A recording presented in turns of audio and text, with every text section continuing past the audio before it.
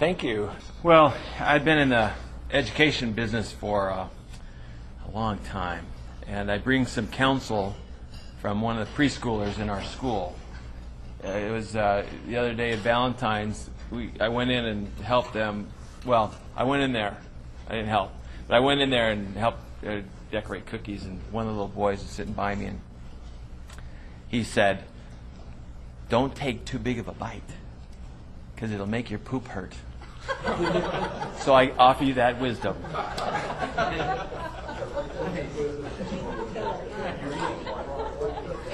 Yeah.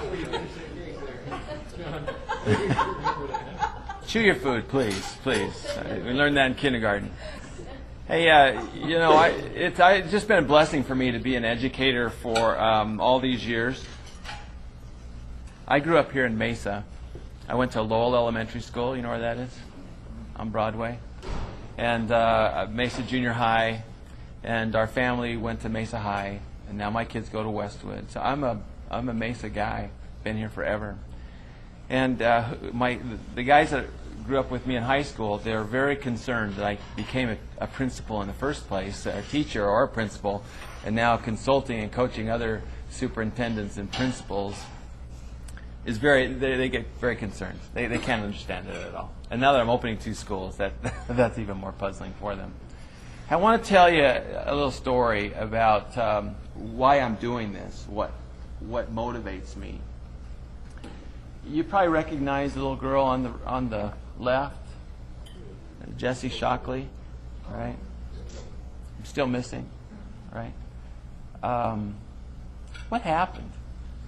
As I read the story and I look at this little 5-year-old girl who wanted to be a ballerina, mom's in prison since she was 2 months old, comes out of prison, gets custody of the kids, her and her 3 sisters, and not too long later, Jessie's missing. Didn't the school notice anything? Wasn't there some sort of a, hey, these kids are now going with a woman who has a history of child abuse and unstable. As the other siblings of Jessie went to school, wasn't there some sort of a signal from a teacher or someone that this little girl might be in danger? And now she's no more. Probably. A sad tale. Jessie's not the only one, right? There were 7 children last year in Arizona killed by a caretaker, 5 years old. I want to tell you a story about this little boy. His name is Kerry. I visited with his mother for quite some time about his and her experience in the schools. Kerry's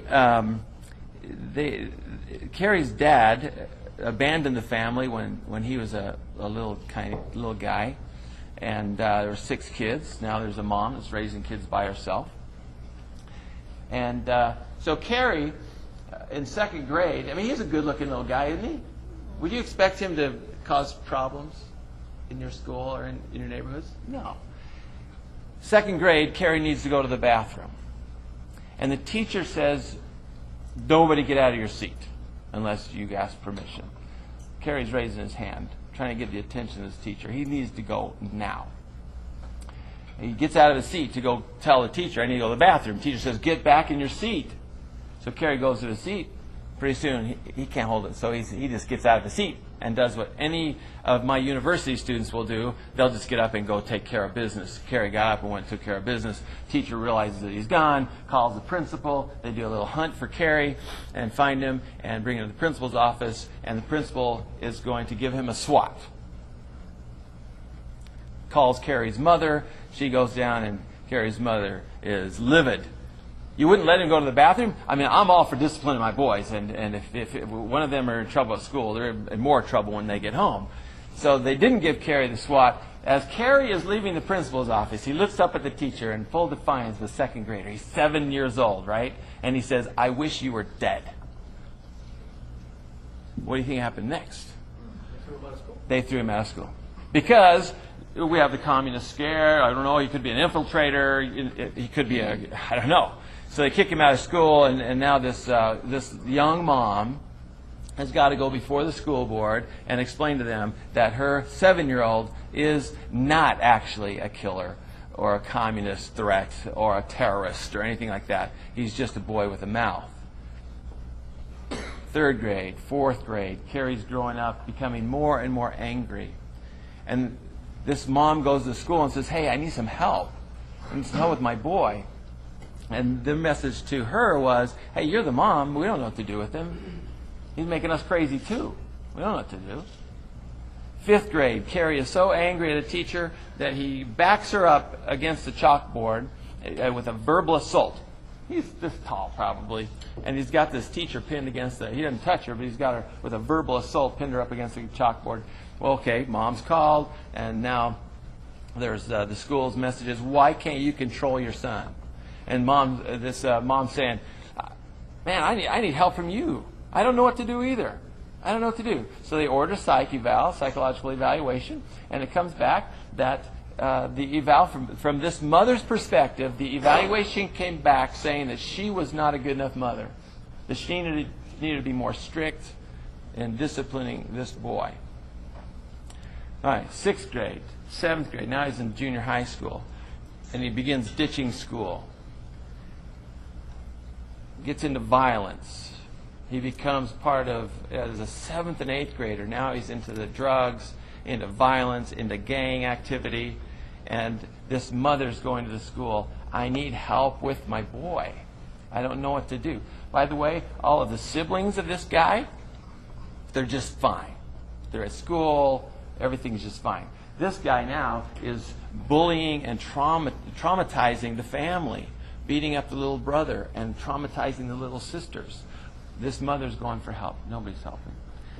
Pretty soon now, Carrie's does not go back to school after the 8th grade. They can't get him to go. Drops out. Violence, drugs, sexual promiscuity. He gets his GED. This mother's very strong, matriarch of the family, helps him get through the GED, and she convinced him to join the Army. So he joins the Army, and hoping that that'll help fix him. Dishonorable discharge because of violence and drugs. He's homeless now, living on the beaches of California. When he was 24 years old, Carrie called his mother. Hey, I want to come home. I need some help. So this mother says, please come home. He comes back. He's struggling with a drug addiction, struggling with feelings of violence, and they find out that he's bipolar. And that's what's going on. When this mother, her birthday is on Memorial Day. I just spoke with her today, actually. Her birthday is on Memorial Day. She turns 50. And that morning they find Carrie dead in her garage. He hanged himself. Carrie's my little brother. And Yvonne's my mom. So I vowed at that point, I'm going to do something. I was going to be an educator anyway. I'm going to do something for the Carries and the Winsor family of the world, that from the outside appearance, we look like just another neighborhood family. But there's trauma in our home because of a marriage and because of a boy that's got bipolar disorder. I get a master's degree in special education and become a special ed teacher for kids like Carrie with mental behavioral disorders and try to help. The system wouldn't let me help. I couldn't bring the family in. I couldn't do it. It wouldn't let me help. So I became a principal. The system wouldn't let me help. There's too many barriers. So I thought, well, I'll become a consultant. So I'm traveling around helping schools to help Carrie and help the families. The system is, I can't break through the system. It wouldn't let me. So I had an idea. We called it the Paideia Idea.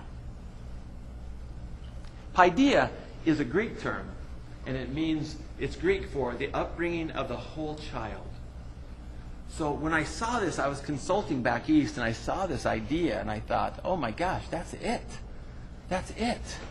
So we created this idea that what if I had a school that had an academy with it there was rigorous, enriched learning activities to keep these kids interested and motivated. And inside that, I started at preschool. And I take these kids when they're infants, and these young moms are struggling, and dads, and I start coaching them as a family when these guys are infants. What if inside my school I had what's called a family center, and I offered family services to these kids and these families inside my school? And we would assist the families in the upbringing of the whole child, to include the intellectual child, the character and leadership part of the child, the wholesome recreation, teaching about wholesome recreation to the child and the family, and teaching about and serving them with mental and behavioral health needs and physical medical health needs. This takes a lot of money, a lot of money. I'm telling you, 2 weeks after I hatched this idea and put it on paper and started to think about it, the investors showed up with $6 million. I told them the story, and they said, we want into this, and we want to keep building this and building it. Isn't that a beautiful campus? They designed it how I wanted them to design it. It's being built right now on 16th Street and Baseline in South Phoenix, in the heart of poverty and the heart of troubled families. So, the floor plan of our facility. I wanted to make sure that our facility created a hub of synergy wrapped around the family, so that if Yvonne Winsor comes to our school and says, I need help with Carrie, that I can wrap my arms around Yvonne and say, guess what? I've got a place for you. And there's counselors here right now. And there's a place for you to be. And we can help. If Jesse Shockley, if we notice that Jesse's sisters are traumatized and Jesse isn't attending school time after day after day after day, and I know that Jesse's mother has a history of this, I can notify these guys, and we can leave the school and go find her and wrap our arms around Mom Jerice, right? Wrap our arms around her. She's worth saving too, isn't she, the mom? Yeah. So we go and we save the mom, we save the child, and we come in here, we bring them in, and we nurture them back to health as a family. Inside of here, then, we have our preschool. We have our academy with a nice big gym for the community to use.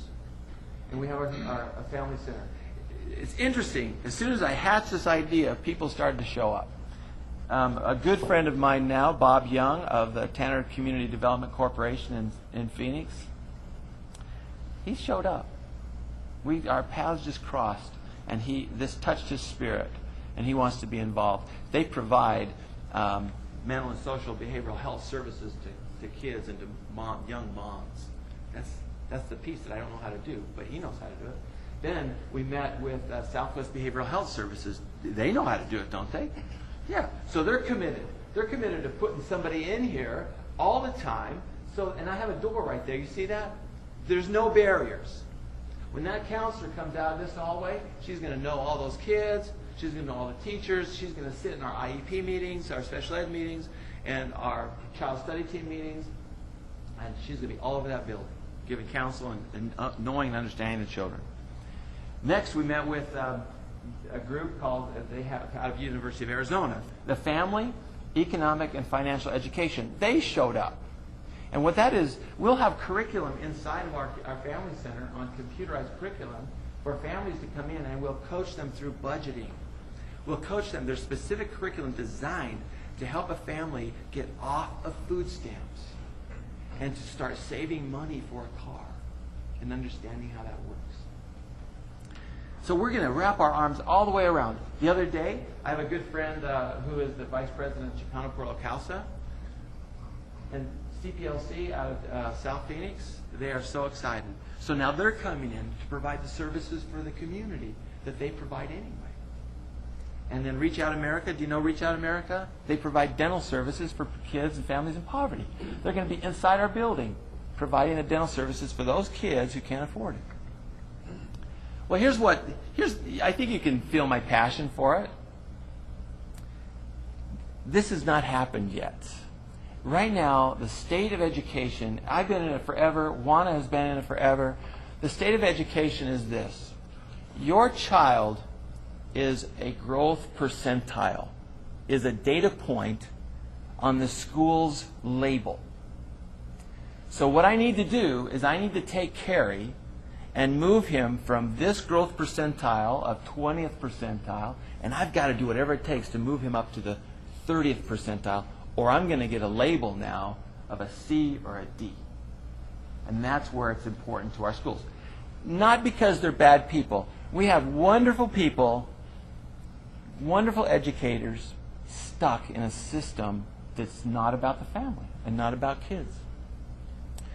I think, I'm convinced that if I bring my child, this child and this family into our school and wrap the arms of service around this child, and I take care of the social and behavioral health needs of the child and the family, that student is going to be better able to learn, pay attention. They'll be more motivated to learn deeply and not just learn enough to pass the Ames test. That's the bet that we have at our school. So, what I would like you to do, I saw you passing money around. I was licking my chops. I saw there were only onesies out there, but I thought, man. Now, what I'd like you to do is, if this touches you at all, if this is something that makes sense to you, what I'd like to do is keep in touch with you. I'd like to get your information. Stay in touch with me, and stay in touch with the Paideia movement. It's more than an idea now. It's a movement of families, of educators, of business people, to push this idea forward. So that when a family comes in, that we don't wring our hands and say, "You're not a good enough parent. We don't know what to do with little Hector either." Instead, we wrap our arms around them, we take them in, and we provide the services that they need to become a healthy family. Does that sound fair enough to you? All right. I appreciate the 15 minutes you allowed me to be with you. Thanks so much. Yes.